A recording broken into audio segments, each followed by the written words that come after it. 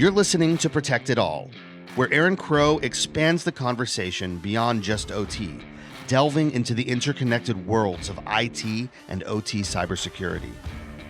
Get ready for essential strategies and insights. Here's your host, Aaron Crow.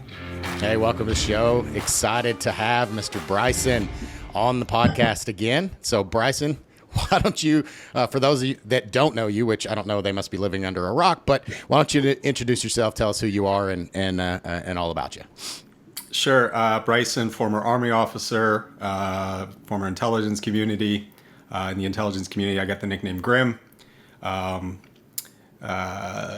my own offensive consultancy, which is where I started doing operational technology and industrial control systems. Actually, how we got into that was smart meters into car hacking. So we were some of the first to do car hacking. We just didn't go to Wired Magazine with it. So that was called Grim because calling it Bryson's Consultancy sounded kind of jerky. While at Grim, Target came to me in 2016, asked me to build them a special tool. I realized that was a product. So I was like, I want to do it this way. I have to keep the intellectual property. That created Project Crossbow, which we co-developed with them for 2.5 years before I realized I knew nothing about commercial software sales and development, and brought in investors. So core was Ron Gula from Tenable and Dmitry Operovich from CrowdStrike, and we spun it out as Scythe in 2018. We're a modular malware platform that allows you to recreate any payload from scratch for the technically expert red team side, and on the other side, it's basically operationalized threat intelligence. We automatically, one button click, you can run all of the logic, not just doing checklist stuff. And that ties into how we were able to unify IT and OT risk assessments because it works at the beachhead level of higher level industrial control systems. I'm a senior technical advisor at the Institute for Security and Technology. They're best well known for the ransomware task force.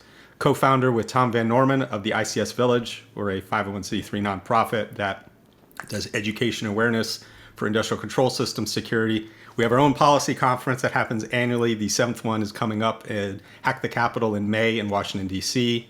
I'm a senior something at the National Security Institute. I don't know what my title is. I don't know. I'm around. I do stuff. Good to see you again, Aaron. You too, man. Yeah, I mean, for those of you, I talk about all the time, but for those of you that are not part of ICS Village, there's a lot of opportunities for seeing us at conferences. I say us because I love being part of that organization, right? And volunteering and being there and spreading the knowledge around of all the things that you've done and I've done and Tom's done and all these amazing people that are part of this organization, and get to spread that knowledge and help people get into the industry and understand. And it's a great teaching and learning and opportunity for folks to dive in no matter what your skill set is. So with that, obviously, definitely check out ICS Village and all that we do. I know that there's a big pavilion at S4 if you're going to be there, but that may have already been passed by the time this is released. But there's so many opportunities, DEF CON and road shows that we do, and all these opportunities to get involved and learn and bring your leaders, et cetera, there. So, man, dive into, I know you and I talked off before this around some stuff you guys are doing with DOE and vulnerabilities, obviously the Vulnerability Pavilion, but why don't you dive in and tell us a little bit about that stuff? That's super exciting. Yeah, so 2 parts, even though this is going to come out after S4, we are debuting the Vulnerability Management Pavilion at S4. That is with 8 different vendors, and the idea, and this is always hard because it's that balance between the folks who want to come there and be like, we're 100% coverage, we're the best, right? And that's a knock to the MITRE ATT&CK evaluations, but and the marketing, the way it gets taken. But where Tom and I collaborated with Dale is we really wanted to not get into that marketing arms race, but more giving attendees an opportunity to see how changes in a real world infrastructure was reflected in different products. So it wasn't like, do you see everything? That's not the point of what we're trying to do. And it's a really hard balance for the vendors to trust that enough and feel comfortable to do that, and for us to be able to illustrate that effectively where nobody's getting egg on their face. So it's a balance. Yeah. But the point is, that pavilion is going to be a running exhibit that we start to grow and do more collaboration. So whether you're an independent researcher or an independent researcher at a company with a budget who wants to participate, that's where we're going to be taking the Vulnerability Management Pavilion at future conferences. So please, get involved with that. Back to my full-time job, because the ICS Village really is a project of passion, and the fact that I don't have hobbies is my full-time job at Scythe. And so we just this week, it was publicly announced, there was the Department of Energy contracts where the prime is with EPRI, and our partners are with Finite State and Southern Company. We are going to be doing a joint vulnerability management research and development project. And so the idea there is where Finite State is able to establish vulnerabilities. The problem with vulnerability management is you get into the Sisyphean whack-a-mole, right? You run a scan, there's a bunch of problems, and particularly in operational technology, you're not patching those problems. So it's more like, how do I mitigate these things? And whatever you mitigate, you run the scan, and there's more. It's the same amount, right? There's constantly more vulnerabilities. It's the way code and hardware work. So our view is, it's not about stopping those things, it's about prioritizing them. And the way I like to point that out is, step one, you should get credit for the work you're already doing. You had a defensive posture of tools, hardware, and people that were there beforehand. And this is one of the things I really like about operations technology is, I don't think it gets the credit that there was already an organic defense in the resilience and the architecture that was there prior, right? The cybersecurity is this additional layer, which is a problem that we've had to tackle, and that's where we've seen the industry really work in the last 10 years. But the organic way that it was there already had some level of security. And then, of course, you have preventative and detective controls and architectural mitigations. I mean, you have your air gaps. Yep. So what do those mean for a vulnerability? And what does the vulnerability mean? So getting credit for what you've already done, and then understanding access and impact of a particular vulnerability helps you prioritize then what you're learning in your environment from, hey, we've got this list, we've got the KEVs that CISA has told us about. Now let's put those in perspective so we can tackle them in a data-driven, security-first approach, as opposed to just compliance. We're supposed to run around and knock things out. So that's the idea behind the outcome of this is Finite State's finding these vulnerabilities. Southern Company and EPRI are providing the asset owner perspective and infrastructure, so it's real world. And then with Scythe, the ability to provide that context and the attack logic in depth to understand context. And that's so powerful. Like, so I've worked as a consultant. I'm a consultant now again, and working for Big Four and others, even small firms. Right? Is it's really easy to walk into a power plant and have a list. I just did an assessment last week of a power plant. Right? And there's Windows XP, and I had a non-experienced person, not non-experienced. Yeah, exactly. Right. That was my talk a year ago here in Tampa. Is why is it running Windows XP? This is the poster for it. Exactly. Right. And I had a guy that was assisting me on this assessment, and he's an OT guy, but he's not really a power guy. Right. So he's not power utility experience. So we're walking in, and he's like, oh my gosh. And like his eyes are popping out of his head. And I'm like, that's fine. And he's like, wait, what? And I'm like, yeah, but it's disconnected. It's in the water lab. It's not connected to anything else. There's no control with it. Like, there's no, like, worst case scenario, a hacker gets a hold of the chemistry XP machine. So what? It doesn't impact it, right? They can't do their water lab, and they do it manually, right? It's not impacting that, right? And so it's really easy to walk in with a red pen and just mark up everything that's 30 years old and not patchable. But you really need to understand the attack vectors and the other things. They've got segmentation, and the networks are not connected to everything. And you to really understand the risks of these environments and the vulnerabilities, because I can dump a finite state SBOM on top of it, but it can explode, and I don't know what the hell to do with that. Being able to contextualize what that means to me, like all of these things, and okay, so what? Tell me the story why these things matter and what I should do about it.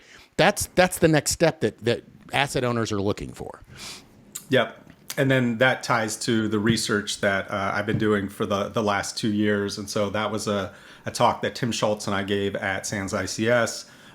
That was the research that went into Ian Anderson's talk last year at S4.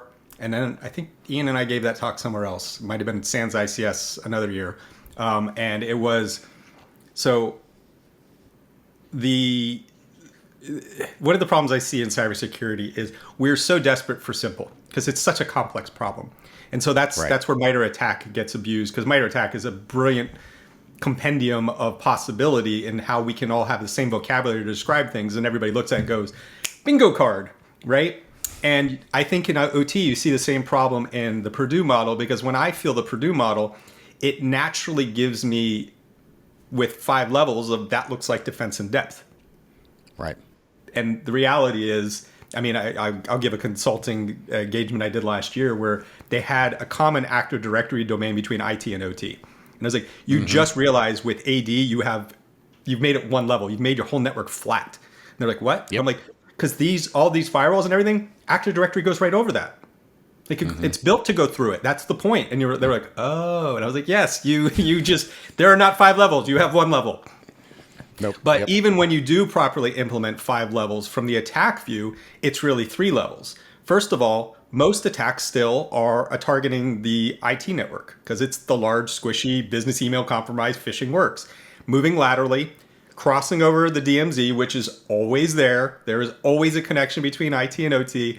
And I love when I have somebody who is like, have you ever worked in a nuclear plant? I'm like, yeah. You know how many stories I've seen where those air gaps aren't air gaps? Nice try. Okay. I understand. Right. And this is where we're going to go with this, which it comes to assumptions.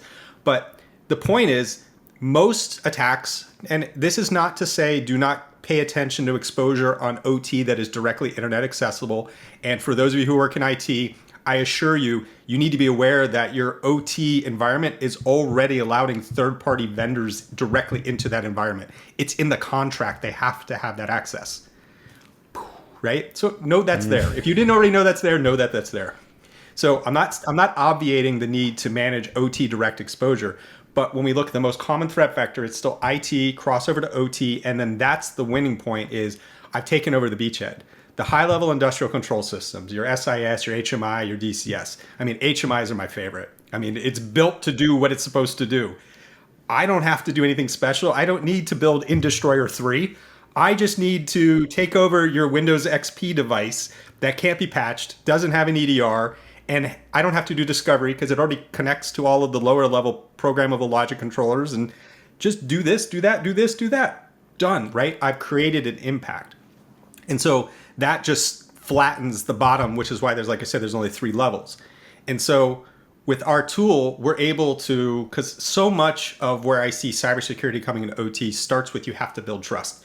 These folks were already doing their jobs. They know their equipment. They're control engineers, automation engineers, safety engineers, plant engineers, call them what you will. They're already doing their jobs. So thanks for showing up and telling me I had a computer. I was good before. Why are you here?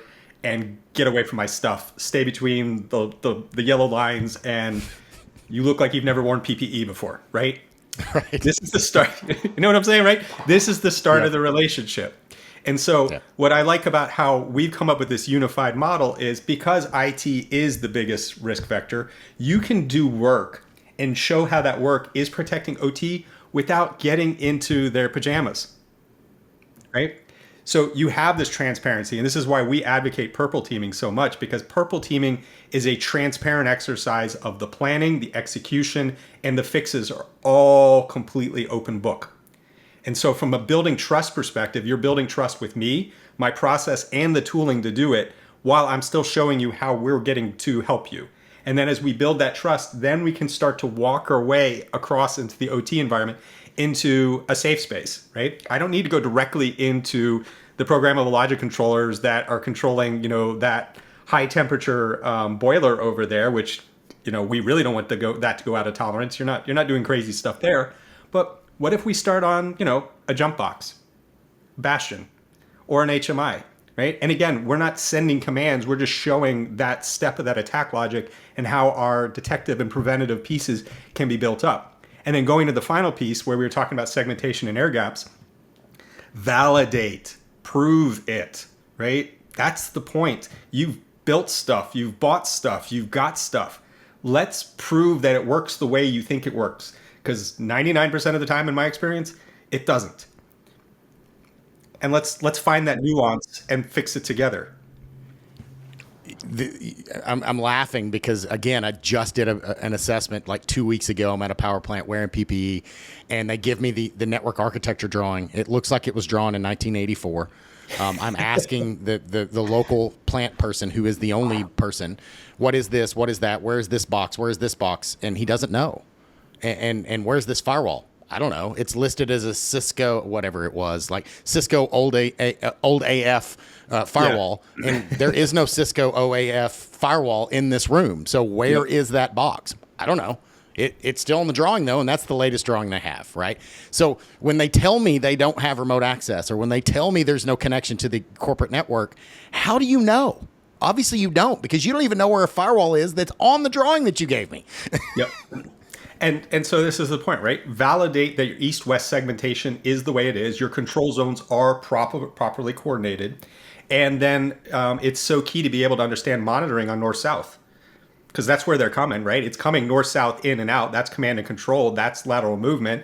And then east-west is an understanding of potential access to additional impact outside of the control zones, which were architected for that very reason, to contain impact. So how are you? So you talked about that trust, and that is so big, and that's something that most they skip over, right? They focus on the technology, and it doesn't matter how great your technology is. If you can't win over the plant manager, and it doesn't matter how great it is, he's never going to let you in the door. Like if you laughed about the PPE, which is why I was laughing about it, right? If I show up in penny loafers and slacks to a power plant, they're not going to let me in the door, right? They're not going to trust me. It doesn't matter how great my stuff is. Yep. They know that I don't belong here. Yeah. So I just flew back from Dallas, and I was teaching ransomware defense there with IANS, where I'm faculty. And so of course there's a large percentage of OT folks that were in the class. And one of the things that I really picked on with this is I get so many of these consulting calls where it's, a team of 1 to 4 engineers, typically on the IT side. They're trying to figure out how to handle the OT piece in for various reasons at some point in a deployment. They're thinking about deploying, and they show me their technical architectures, and we go through all of this. And I'm like, your problem isn't the technical architecture. Your problem is leadership buy-in. They're like, yeah, what? And here's the thing. Do not go to the senior executive. Do not go to the plant manager and be like, we're here to help. Take it. Instead, go to those folks and be like, what are your priorities?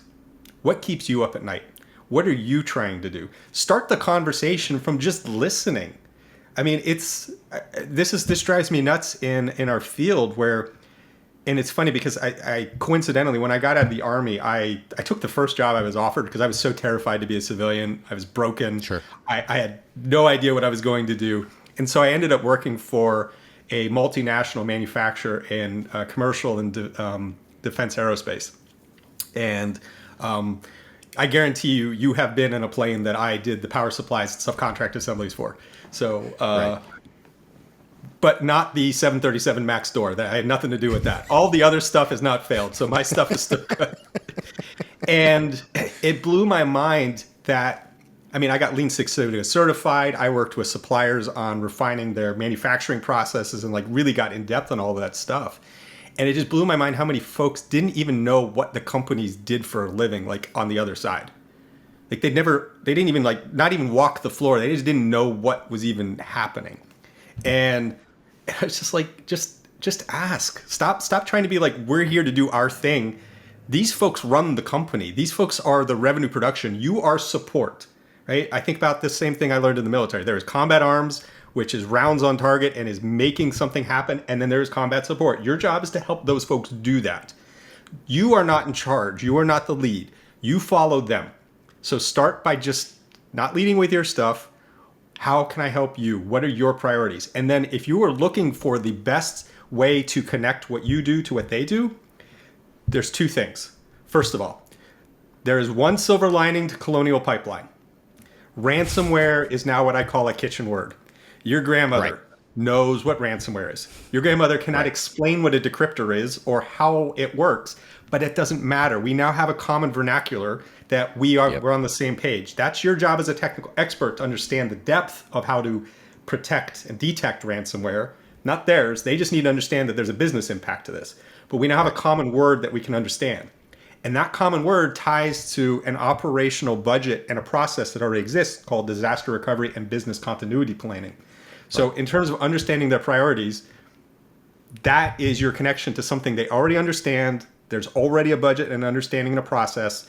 And again, start with asking them what they care about, and then try to fit to that. Don't listen and then be like, okay, well, something else, right? Listen, reflect, active listening. What you just said is so powerful, right? And I've seen it 1,000 times. I've seen, again, working as a big four firm and all the different places. And we try to, hey, I'm smarter than you. Just take what I know and let me cram it down your throat because, this is the medicine you need. Take it, right? It's the old, what's the song? A spoonful of sugar helps the medicine go down, right? You Mary can't Poppins. just force, exactly. You can't just force down these architects, even if they're right? Even if I'm the smartest guy in the world in my architecture, I've proved it 100 times, it doesn't matter, right? If that's not a problem they understand, if they don't know about ransomware, or I can't tell you how many plant managers have told me, well, I've been running this plant for 40 years. This is the same technology we've had for 40 years. It's never been a problem until y'all connected to the internet. Just disconnect it. We're all good. Just go away, right? And I have to explain to them, yes, that's one attack vector, but it's not the only. The nuclear power plant environment where you bring it into. I've got a whole story around that doesn't stop it, right? But what I'm trying to get back to is what you just said is so powerful, right? It's IT thinking they're the dog and they're the tail wagging the dog when the operational, the plants, all those things are the guys shooting the guns down, the bullets down range. They're the ones that matter, right? And the IT is a support of them, right? So you can't force your architecture. You can't, try to patch everything at a power plant or rip out the XP box because it's XP. Oh, the sky's falling. We have to put Windows 11 on it. No. Yeah. That's not the answer. Find different ways to have these solutions. And it really all starts with building trust and having conversations, not telling them your architecture's better or their baby's ugly, asking them what they need help with and how can you help them. And then you start inching your way into when they trust you, then they'll maybe listen to you or look to you as, hey, we're going to deploy this new thing. Why don't you come over and give us some advice on this stuff? Yep. Yeah, this is security becoming a partner as opposed to the culture of no or ego and arrogance. Exactly. So with the DOE thing with Southern Company and Finite State, how is Southern Company, and I've worked with Southern, they're awesome, right? How are they using that same mindset, and how are they being the bleeding edge and the razor's edge on this thing, and how are they going to do this and be successful? Well, obviously, I you can't going to share do this? everything about that, but Sure. I can tell you by them collaborating with a few startups on a DOE grant to do R&D on these concepts, that alone speaks volumes. Absolutely. So when you're approaching these scenarios like this, like you're going into greenfield, you're doing these new things, you're in a power utility, again, just theoretical, not even necessarily this, but how do you bridge those conversations? Obviously you've got to build that trust, you've got to do it in a safe way, but you have to have that understanding. And then what is the outcome, the ultimate goal of at the end of this, where's the finish line? Like, how do you get there? From where you are to then. Security is a process, not a destination. Yep. And so that's where trust helps facilitate an optimal process of communication and execution. And again, in summary, 2 levels, right? There's the fact Sure. if I'm doing anytime you hear a talking head say, do this, do this, do this, they're generally some good ideas in there. And then where it gets difficult is the complexities of those ideas and putting them in place. And to this specifically, recognizing, this is where I was providing the setup with my background in manufacturing, how I learned it's organizational change. Organizational change is not either a piece of paper written in 1984 with an architecture or a brand new Ernst & Young developed architecture in 2024. Right. It is the relationship basis for people saying, these are my priorities, and aligning those priorities and those resources. And resources are money and people and time. Because without that, nothing's going to happen. Your pieces of paper stay pieces of paper. And I mean, pieces of paper can feel good, and you can put a piece of paper on a server or on a computer. I hate to tell you, nothing happens. This is, by the way, how I feel about the entire field of threat intelligence. So that's the organizational piece to an overall change that you're trying to do.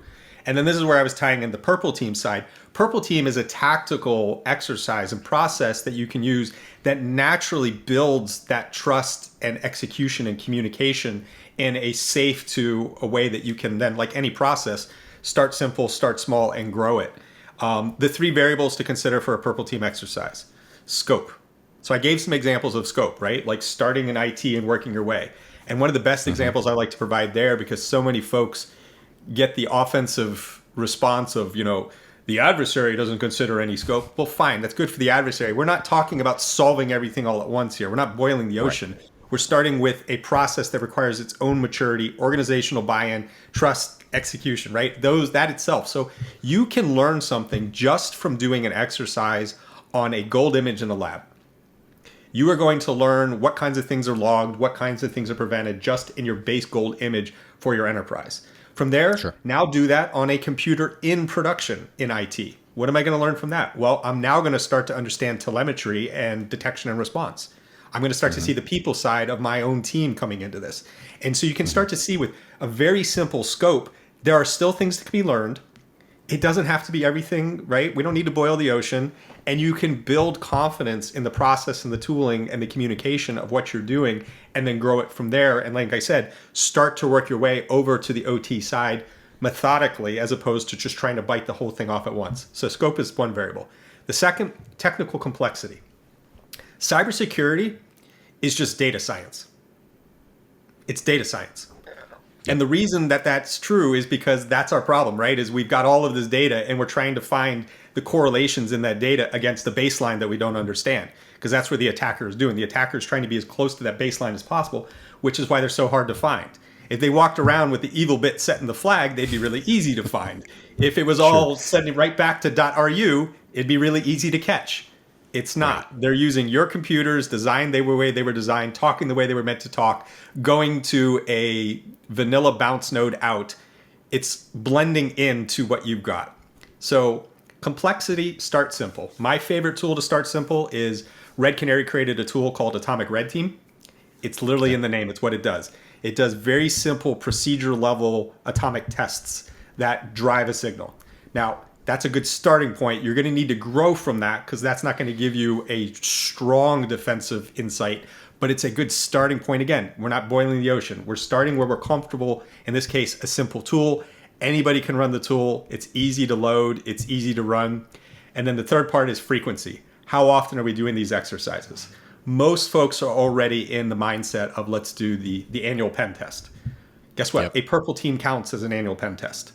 Right? You're doing an offensive risk assessment. My recommendation is you want to try to get to a quarterly cadence, recognizing there are different levels of this, right? That's a whole cross-functional group coming together to do this stuff. But maybe there's more tactical stuff where you're just able to have your own lab that's running against images on a daily basis, right? That still counts. So just those are the 3 variables for considering it in the 2 levels, right? Executive change management and then tactical process execution, where we're understanding, baselining, and learning in-depth technical insights. There's so much there too. I mean, if you look at the IT and OT, just from a procedural perspective, right? The teams are different. The experiences are different.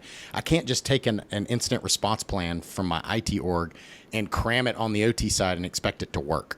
Or the same thing with red teaming. I'm not going to purple team, red team anything in an OT environment the same way that I'm going to do it in an IT environment.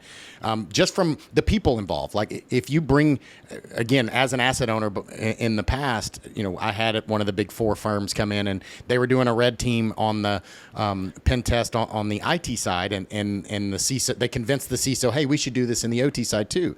Sure. So they came over and I'm like, okay, so I'm going to use my laptop. You're not going to touch anything. You can tell me what commands you want me to do, and I may do them depending on the environment that we're in, and the system that we were wanting to run them against, right? It was completely different, right? I still got I checked the box. We went through the exercise. We learned a lot, but still, on the IT side, they just had carte blanche, right? They were doing their thing and they were running their scripts. They were doing what they need to do. They had this real big long list, and the first version of their report on the OT side, they had all of these gaps, and they had them all as negative. And again, this was 2011. It was a long time ago, right? Before there were really any OT products that existed, or even the OT market was fairly new from that term.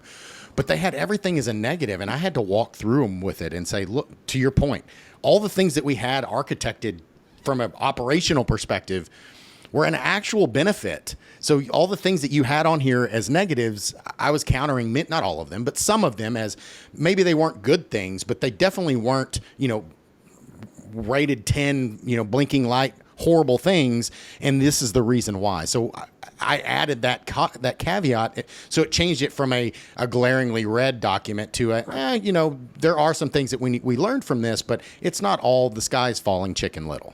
That's also why I like purple teaming versus red teaming, and why I recommend do purple teams before you grow to red teams. So purple teams, you fix as you go. The outcome is not, here's a report that's, as you noted, right? Everything's in red, literally, and you throw it at do their something head. about it. Did you already have a full-time job? Good luck with that. Poof, right. And I'm gone, right? I'm not there to help you fix it. I just found the problem. Some quality assurance. Right. Good luck, right? And again, because the scope and the complexity is defined by the folks together. And again, that's so important in OT. OT has the veto. They decide what you do and when you do it and how you do it. They get that choice. And also, a red team to me, is a more sophisticated operation. That's where I'm taking complexity all the way to the top. I'm no longer trying to do a business-focused risk exercise. I'm now going, all right, win. Right? Use the human imagination, which is what a red team operator can do. And the point is, why would you do that to start? Right? Grow to where you have enough confidence in your stack and your people to then be like, all right, we're ready. Throw China at us. See what you can do. Now we're pushing the edges, right? But I earned that. I matured to that.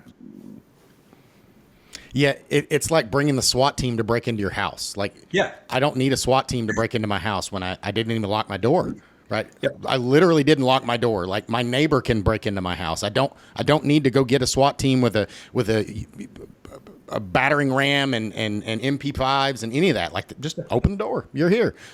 And that's where a lot of our environments on the IT and OT side, many of them are. So why would you start with bringing the SWAT team when you can start with something that's a lot more feasible? And they can say, hey, we're going to go ahead and put a lock on the front door. That way this won't happen again. And then let's check the next problem that we found. Okay, maybe you should lock your windows, and maybe you should put in a security system. Maybe you should put in some cameras. Like, let's fix some of those things before we release the SWAT team on you.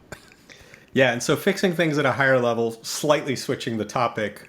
We mentioned at the very beginning, ICS Village has an annual policy conference called Hack the Capitol. It's the 30th and 31st of May.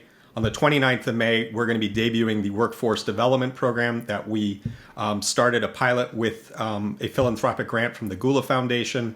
And so we're going to be reaching out to disadvantaged students and vets to do a whole day of critical infrastructure hands-on training with student and teacher kits. That this is the pilot, so we'll be hoping to take that further. But the point back to the 30th and 31st, because assuming most of the listeners here are practitioners, we would love your input. This is your chance to give a talk on, don't think about it as this isn't cutting R&D. We're not looking for what's the latest and greatest. That's what Dale's looking for at S4. He's looking for the cutting edge. We're looking for education. Giving a day in the life of an asset owner, giving a day in the life of a control engineer, giving them the day in the life of what it's like to run a municipal water plant, that has value for educating the policymakers, because we bring members of Congress. There's a lot of government officials, directors of agencies, think tanks. Those folks are all there. They're going to learn from you, and then they're going to build a relationship with you. So when a regulation does start coming out, they will reach out to you beforehand and ask your opinion, because look at it from their view. They are surrounded in the Beltway with the K Street lobbyists and all the folks who can afford to actually talk to them. They want to break out of that. They're looking to build these relationships with folks like this. They're looking to understand what's real life like down on the line, down in the trenches. Please submit the CFP. Go to the ICSvillage.com. You'll see our events page for Hack the Capitol. We want your talk. Share your experience, because that's how we're going to make all of this better together at a country level, as opposed to, where we're here talking at individual asset owners.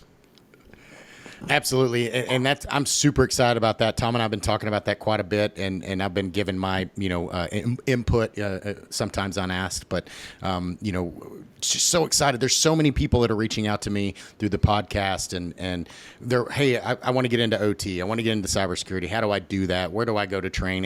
And yeah, there are some things out there. SANS does some great things, and there are some things out there, but more is better, right? We need more. We need different perspectives. We need different options. We need more options. We need more people fighting this fight. This is not, to your point, this is a country level. This is a bigger problem than I can solve, than you can solve individually as a consultant or as an asset owner. Like we need help. We need more people in this fight. And from having the conversations on the Hill, you've had as many of them, probably more than I have. I guarantee you more than I have. But going and talking to our congressmen and our senators, they're talking everything from farming to cybersecurity, and they're not cybersecurity experts. They're not even close. They barely know as much as my grandmother does, to use your analogy earlier. They're expecting their staff and others to have an idea, and then they want to build relationships with people that they can reach out to if there's something that comes up. Like they're not going to be an expert in all these things, but they have to make a decision and have an opinion on these things when legislation is coming out or when regulations need to come out, right? So we need to build those conversations. It takes time. It takes doing more than your daytime job and going out and talking and doing those things in addition. Best way I can to illustrate this, I was a lead expert witness in a federal district court in 2021. And I was talking to the judge, and he was like, yeah, the case I had last week was around lobster farming. I'm not going to tell the detail, but what I was working on clearly was nothing to do with lobster farming and was much more in our space. Just to give you an idea, of the scope of here, this is the judicial branch that these folks have to just day to day. It is everything in our lives that they're a part of. We are this much of a fraction. I always push this back on cybersecurity experts who are like, why don't people take what we do more seriously? I'm like, well, just think about your day. On your average day, where does cybersecurity rank? Step one is waking up on time, finding coffee, feeding yourself, getting clean, getting clothes on, getting to work, right? You start listing all the things that are bigger priority on your day. And cybersecurity is maybe 20 to 30? For most of us, the only reason we're this in it is because it's what we do for a living. So when you start putting it in the pantheon of what life involves, and another example is you can see this in the SEC filings of public companies.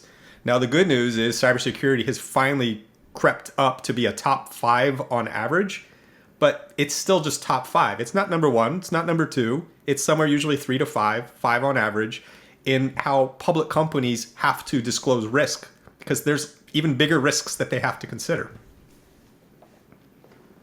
Yeah, and you see NERC SIP and you see the regulation that's come out around power utility, and I have this conversation all the time. And why is NERC SIP so much, or why are the power utilities so much further advanced, even though you and I know they're still in their infancy stages?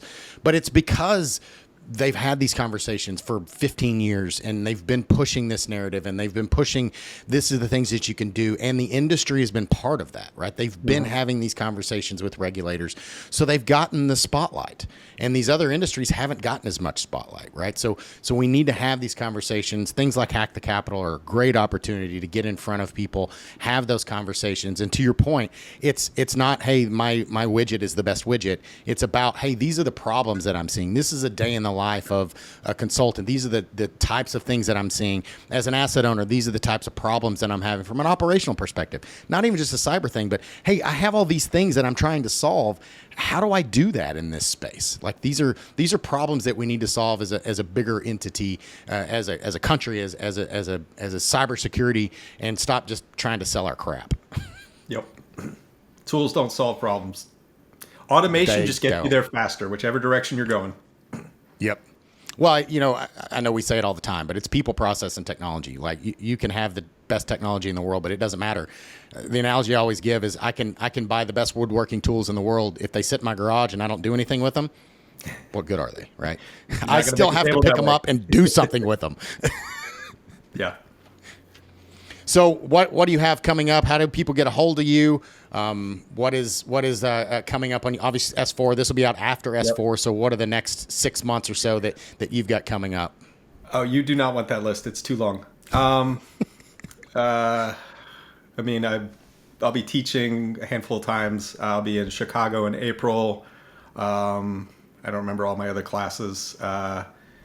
I will be at the at JSAC, which is a military cyber conference up at West Point. I used to be on the board of the Army Cyber Institute for a number of years.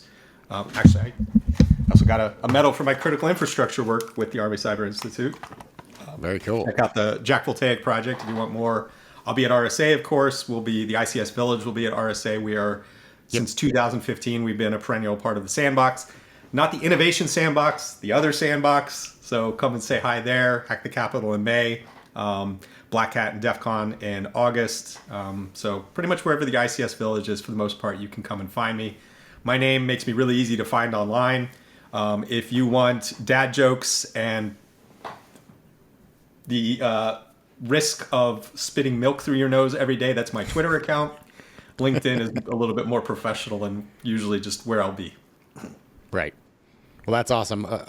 Most of those I'll be at as well, supporting the ICS Village. I always look forward to doing that work. Definitely, I think our ask is pretty clear here for people to get involved. Like, get your organization involved. If you're a vendor and you support this space, consider sponsoring the ICS Village, coming out and throwing your hat in. And again, it's a nonprofit, and the reason for that is because we're providing value to the greater organization. All of this, the infrastructure and all of this OT space, it's a great mechanism to build for a greater cause than just going to a conference. So it's a lot of fun, and there's a lot of good value and awesome conversations that we have there. Thank you. Appreciate it. And again, appreciate your support, because you do work with us on the volunteer side. Absolutely. Well, hey, Bryson, thank you. I'll put all the details in the show notes, but thank you again for your time and joining me on the podcast. Thanks for having me, man. Thanks for joining us on Protect It All, where we explore the crossroads of IT and OT cybersecurity. Remember to subscribe wherever you get your podcasts to stay ahead in this ever-evolving field. Until next time.